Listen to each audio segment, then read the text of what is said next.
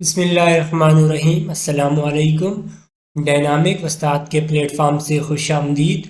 انبیاء کرام کے بارے میں ہم پڑھ رہے تھے اور آج ہم پڑھیں گے حضرت نوح علیہ السلام کے بارے میں۔ حضرت نوح علیہ السلام کا جو لقب ہے وہ نجی اللہ ہے۔ ان کا اصل نام یا ان کو عبد الغفار یا عبد الجبار بھی کہا جاتا ہے، اور کثرت سے رونے کی وجہ سے ان کو حضرت نوح کہتے تھے۔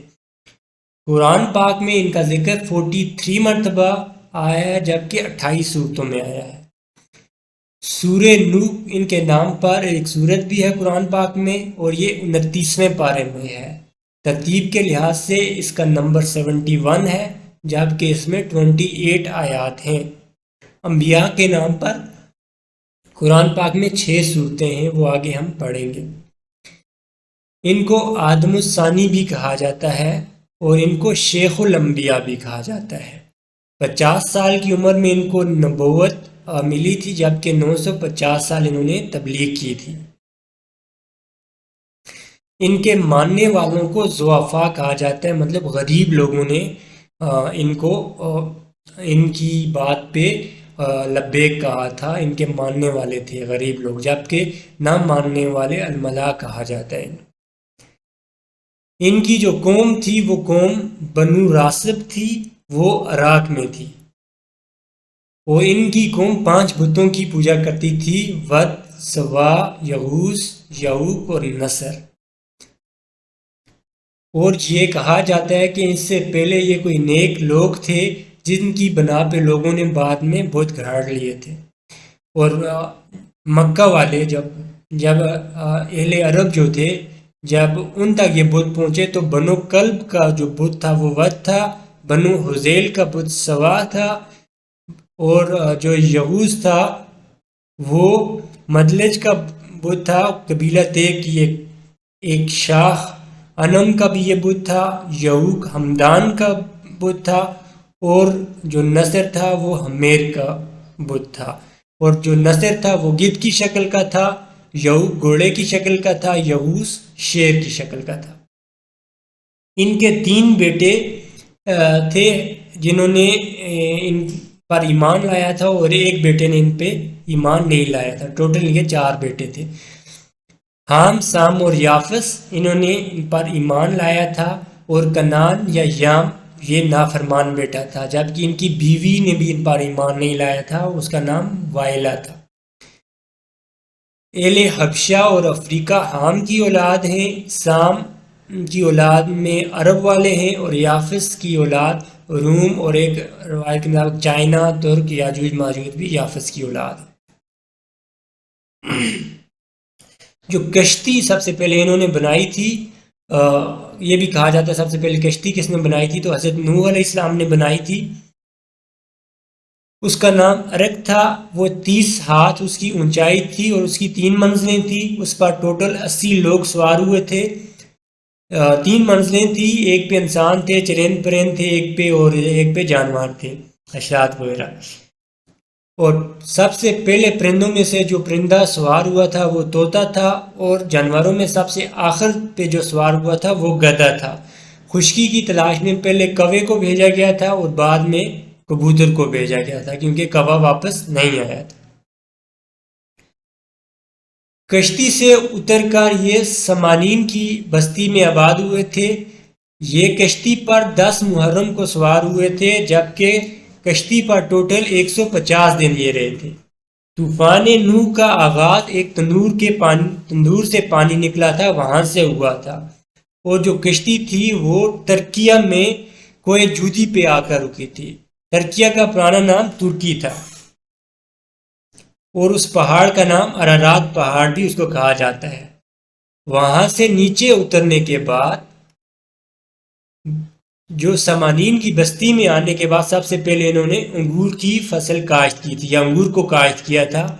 تنور کا لفظ قرآن پاک میں 2 مرتبہ آیا ہے۔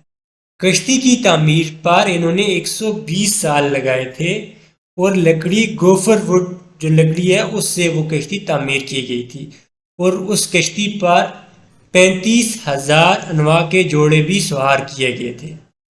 اب نوح علیہ السلام کے بعد ان کے بیٹے ہیں سام، ان کے بیٹے ہیں ارفشد، ان کے بیٹے ہیں شالخ، ان کے بیٹے ہیں آبر، اور آبر کو ہود بھی کہا جاتا ہے۔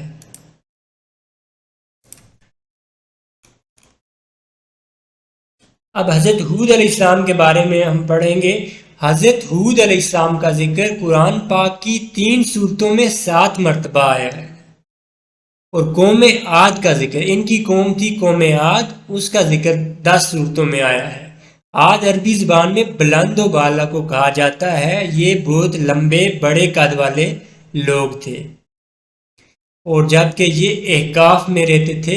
احقاف ایک جگہ ہے یمن میں، عمان اور حضر موت کے درمیان یہ جگہ ہے احقاف، یہاں پہ قوم عاد آباد تھی۔ قوم نوح کے بعد جو بت پرستی تھی وہ قوم عاد نے سٹارٹ کی تھی، کیونکہ قوم نوح تباہ ہو چکی تھی، وہ بت پرست سارے تباہ ہو چکے تھے، جو پیچھے ہم نے 5 بتوں کا ذکر کیا تھا۔ اس کے بعد دوبارہ بت پرستی قوم نوح نے، قوم عاد نے سٹارٹ کی تھی۔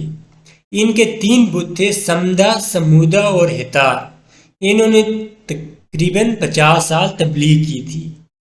ان پر جو پہلا عذاب آیا تھا وہ قحط کا عذاب تھا اور 3 سال تھا، جبکہ دوسرا عذاب آندھی کا عذاب تھا، وہ 7 راتیں 8 دن تھا۔ یہ کوشچن پوچھا جاتا ہے کہ ان پہ جو آندھی کا عذاب آیا تھا وہ کتنے عرصے آیا تھا، تو وہ 7 راتیں 8 دن آیا تھا۔ وہ جو ہوا تھی، آندھی تھی، سخت سرد اور ٹھنڈی تھی۔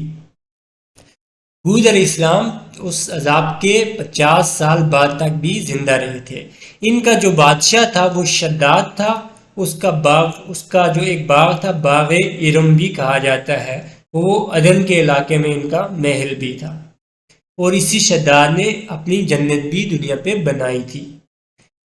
کہا جاتا ہے کہ جب ان پہ قحط کا عذاب آیا تھا 3 سال، تو ان کی قوم کا ایک بندہ کیل بن ابر بارش مانگنے گیا تھا خانہ کعبہ میں، اور وہاں پہ 3 طرح کے بادل تھے، سفید، سرخ اور سیاہ، اور اس نے سیاہ بادل کا انتخاب کیا تھا، اور اس نے سوچا تھا کہ اس میں بہت زیادہ بارش ہوگی، لیکن اس میں آندھی تھی اور وہ بہت زیادہ عذاب کو اس نے سلیکٹ کیا تھا۔